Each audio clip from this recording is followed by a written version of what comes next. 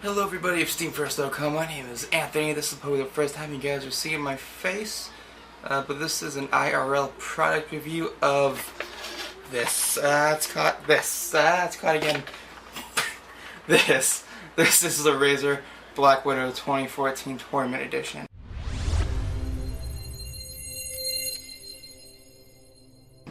Now before I actually get to the product, I want to show you guys what's in the box. Well, this isn't exactly the box. The box. This is the box. So the box is nice. It has a nice, elegant, new feel, nice straight lines. It showcases the addition of the new key switches that we'll get to later on in the video. It's very, very nice. So inside that box, you'll find this box. Excuse me. This box is, well, a box. It is a nice recycled cardboard, and it is cool. It has a nice Razer three-headed snake logo, as well as the Razer slogan, "For Gamers by Gamers," up on the side. And it opens like this. Inside the box, you will find this little folder thing that contains just the stuff, a sticker sheet that I've already used. Just a little message congratulating me on purchasing this keyboard with a nice little picture of the board. Just some information in different languages, product information guide, and looks like a manual. And then also, with that, you'll get this. This is a nice faux velvet case that both the keyboard and the cord come in.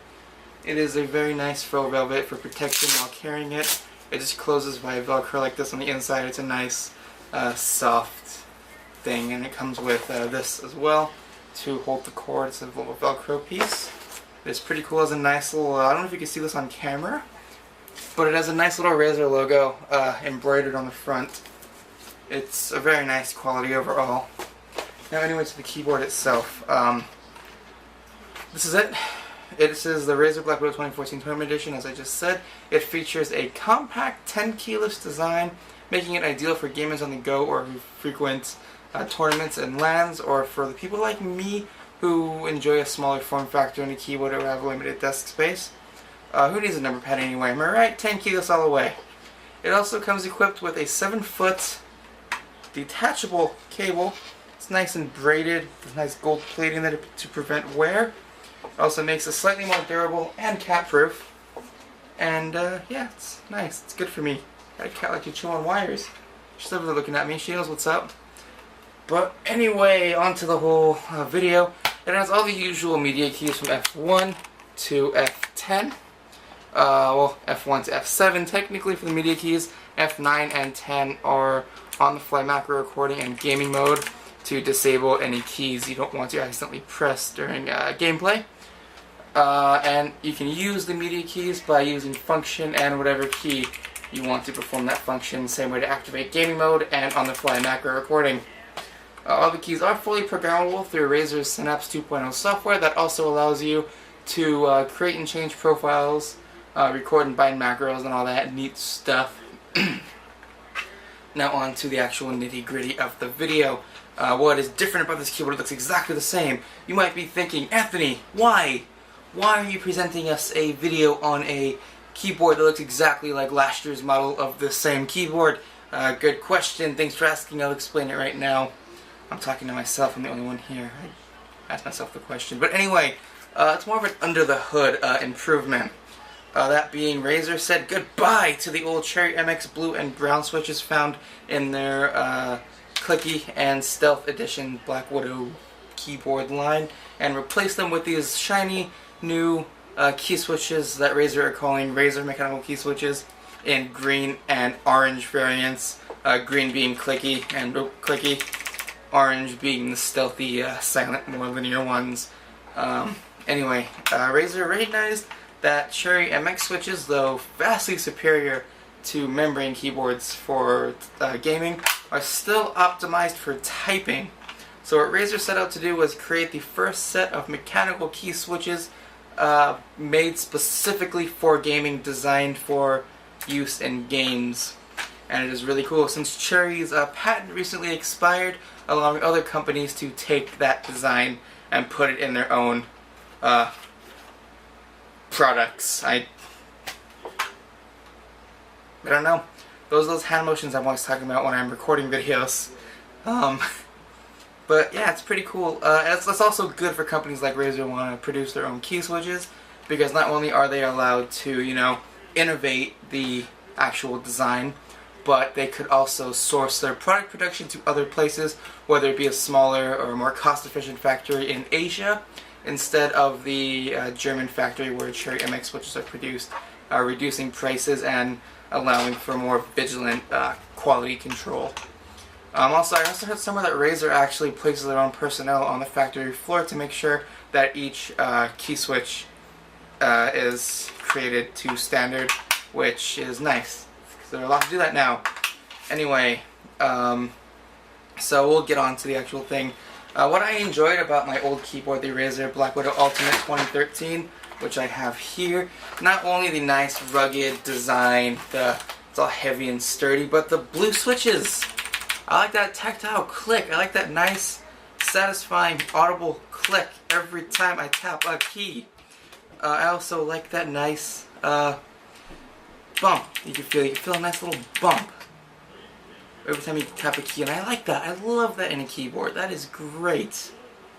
So, what I was thinking when I first got this keyboard, how is Razer going to implement that nice, audible, and feely bump that I enjoy so much? Because I'm such a self-centered person that I feel like every single keyboard that isn't that keyboard should automatically accommodate me and my needs, because I'm so important. But anyway, they did it. So first of all, the improvement with the Razer switches is they raised the actuation point by 0.3 millimeters. That means that, well, the point at which the key is pressed and registered by the computer is raised. It's higher. And that also means that the reset point, the point at which the key is released and is able to be pressed again, is also raised higher, allowing for a more fast and repetitive actions to be done on the keyboard. It kind of reminds me of the Cherry MX Reds, though linear. You can spam the repetitive actions, things on it.